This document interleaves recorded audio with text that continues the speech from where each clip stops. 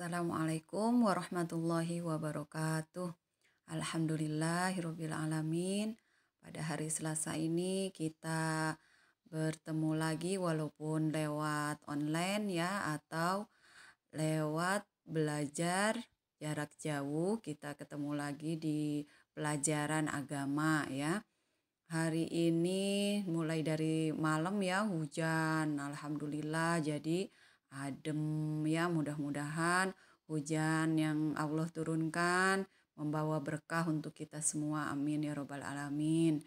Anak-anakku yang soleh dan soleha, semoga kalian semua dalam keadaan sehat walafiat dan selalu dalam lindungan Allah Subhanahu wa taala. Amin ya robbal alamin. Nah, hari ini kita akan melanjutkan pelajaran agama ya, masih tentang cita-citaku menjadi anak soleh ya atau soleha. Nah, sebelum Ibu menjelaskan, kita baca doa bersama dulu ya, doa sebelum belajar ya.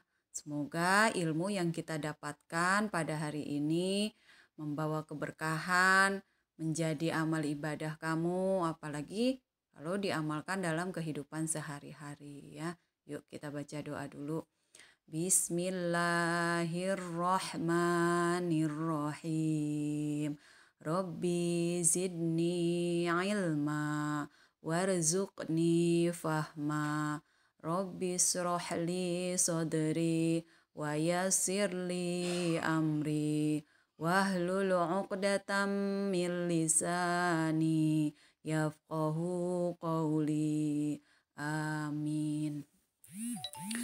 Anak-anakku yang soleh dan soleha, kemarin kita sudah belajar tentang ini ya, hormat dan patuh kepada orang tua dan guru ya. Ini adalah salah satu bentuk perilaku anak soleh. Nah, hari ini kita akan belajar tentang indahnya saling menghargai ya. Semua manusia di dunia ini bermula dari Nabi Adam alaihi salam. Jadi manusia pertama yang diciptakan oleh Allah Subhanahu wa taala yaitu Nabi Adam alaihi salam. Kemudian manusia berkembang, diantaranya adalah kita ya. Allah Subhanahu wa taala menciptakan manusia itu berbagai macam bentuk. Berbagai macam bentuk dan warna. Ada yang putih, ada yang kulitnya hitam, ada yang tinggi, ada yang rendah, ada yang rambutnya keriting, ada yang rambutnya lurus. Nah, semua itu tidak ada yang serupa. Coba kalian perhatikan semua muka-muka, mukanya pasti berbeda-beda kecuali ada yang kembar ya, anak kembar. Nah, demikian pula kehidupan manusia. Ada yang kaya dan ada yang miskin. Nah, bangsa Indonesia misalnya terdiri dari berbagai suku, agama, dan adat istiadat ya. Lalu bagaimana kita hidup di tengah-tengah keberagaman itu? Tentu saja kita harus saling menghargai. Dalam kehidupan berbangsa dan bernegara, kita dipastikan akan menemukan keberagaman. Dan perbedaan serta keberagaman tersebut adalah suatu anugerah dari Allah Subhanahu wa taala. Dengan syarat kita mampu menjunjung nilai-nilai toleransi. Seperti yang kita ketahui ya, bahwa Indonesia adalah negara puspawarna, dalam artian negara yang memiliki bermacam-macam suku, ras, dan budaya.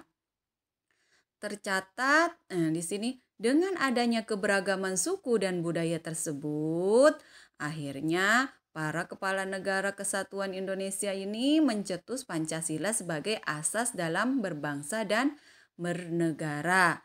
Dan alhamdulillah masih kita rasakan manfaatnya, tentunya dengan mengesampingkan konflik-konflik yang mengatasnamakan suku, agama, dan ras budaya di Indonesia ya.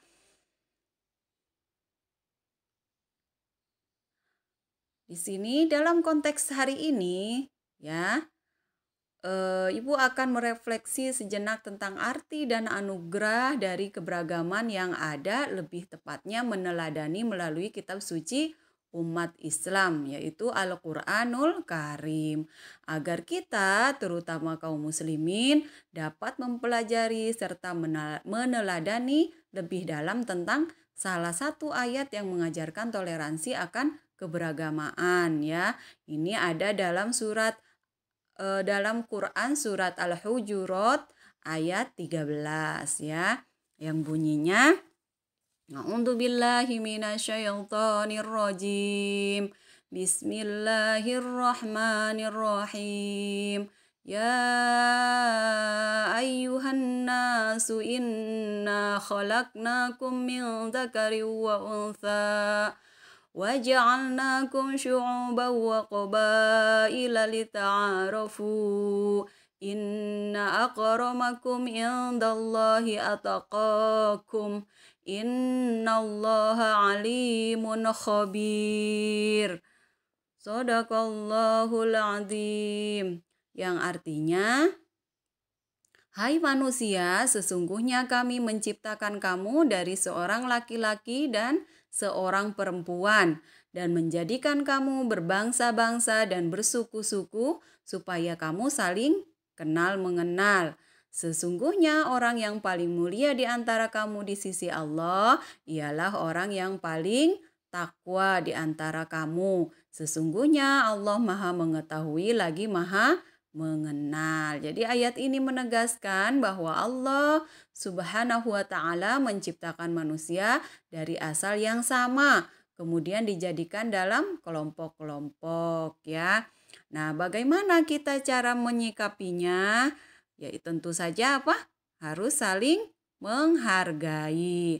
Nah, sikap saling menghargai antara lain sebagai berikut. Yang pertama, menghargai pendirian orang lain. Yang kedua, menghargai keyakinan orang lain. Yang ketiga, menghargai pendapat orang lain, ya.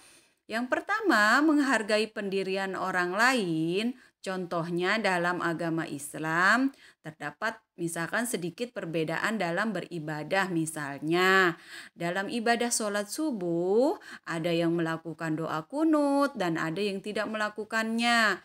Nah, semua itu tergantung pada pendirian masing-masing. Pendirian inilah yang harus kita hargai karena semua ada tuntunannya. Nah, yang terpenting adalah dilaksanakannya sholat subuh sesuai dengan tuntunan Islam yang diyakininya. Mereka yang berkunut dan yang tidak berkunut tetap saja sholatnya sah, sholat subuhnya, ya. Ini contoh menghargai pendirian orang lain. Nah, sekarang menghargai keyakinan orang lain. Nah, ini ada dua sahabat yang bernama Ahmad dan Stefanus, ya. Ahmad beragama Islam dan Stefanus beragama Kristen. Walaupun mereka sudah berjanjian untuk bermain bola, tapi ketika Stefanus itu membatalkan karena Stefanus diajak oleh ayahnya untuk pergi ke gereja untuk beribadah. Nah, Ahmad tidak boleh tidak boleh marah, malahan harus menghargai sikap Stefanus, ya, karena Stefanus pergi ke gereja untuk beribadah. Jadi dihargai keyakinan Stefanus, ya. Yang ketiga, menghargai pendapat orang lain. Nah, menghargai pendapat orang lain ini contohnya kerja kelompok, ya. Kalau kerja kelompok itu berarti anggotanya lebih dari satu, ya. Ini ada Ahmad, ada Iwan, ada Habibi, ada Dino, misalkan ada Ira, ada Nisa dan Ilham, ya. Mereka belajar kelompok, kemudian tentu saja mereka semua memberikan pendapat masing-masing. Nah, di sini ketua kelompoknya Ahmad harus adil, ya.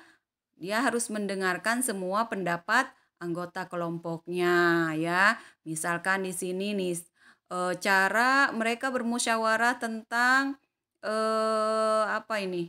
tentang cara menghormati dan menghargai kedua orang tua ya, cara menghormati kedua orang tua misalkan. Nah, di sini Nisa memberikan pendapat harus ikut membantu pekerjaan rumah. Sedangkan Habibi tidak boleh keluar rumah tanpa seizin orang tua. Kemudian Ilham juga berpendapat di rumah tugasnya hanya belajar saja.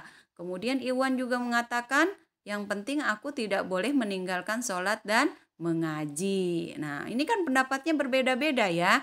Nah, Ahmad sebagai pemimpin diskusi juga harus bijaksana. Semua pendapat dihargai dan dihimpunnya secara tertulis ya. Kemudian ia mengajak kelompok atau teman-temannya merangkum berbagai pendapat tersebut ya. Nah, ini artinya menghargai pendapat orang lain. Jadi jangan merasa pendapat sendiri yang paling benar ya. Nah, bagaimana sikap kalian? Insya Allah aku selalu menghargai orang lain ya. Ini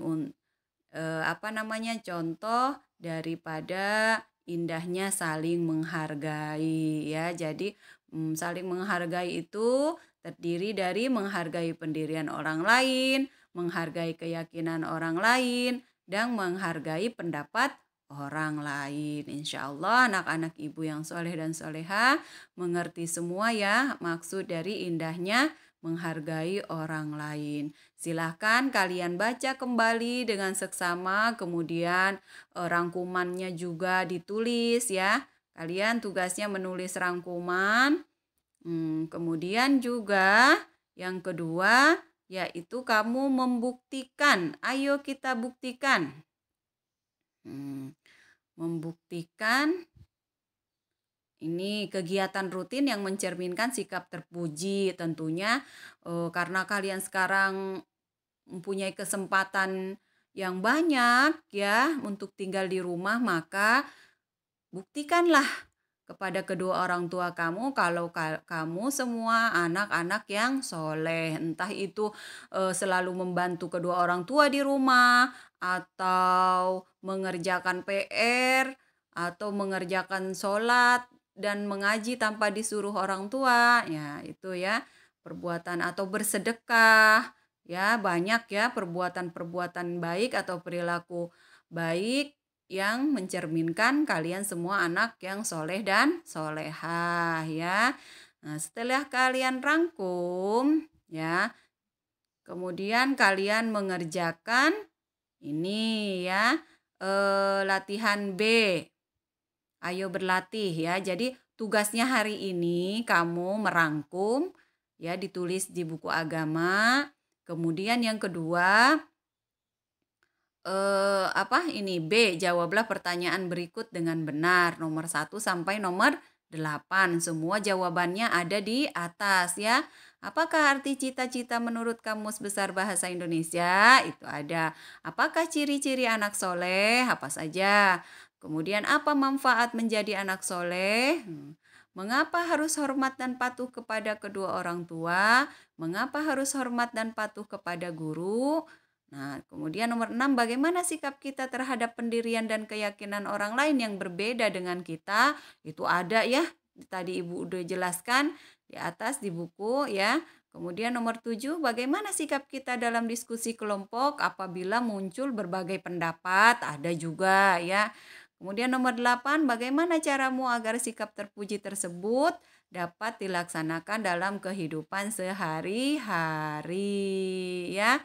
Nah, kalau kalian kesulitan, misalkan di buku tidak ada jawaban atau mau menambahkan jawaban lagi, kalian boleh mencari di Google ya.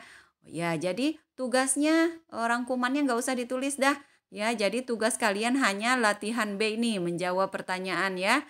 Latihan yang B yang halaman 27. Kalian tulis, kemudian kalian foto dan kirimkan lewat WA Ibu ya. Jadi rangkumannya tidak usah ditulis, kalian cukup mengerjakan latihan B. Ingat ya, tidak ada yang sulit, semua harus dikerjakan dengan baik ya. Kalau kalian bersungguh-sungguh menjadi anak yang soleh dan soleha, pasti kalian bisa mengerjakan ini ya. Jawabannya bisa kalian baca lagi di bukunya atau kalau mau menambah lagi bisa kalian cari jawabannya di Google, apa-apa ya. Cukup sekian pelajaran untuk hari ini. Selamat belajar. Jangan lupa tetap jaga kesehatan.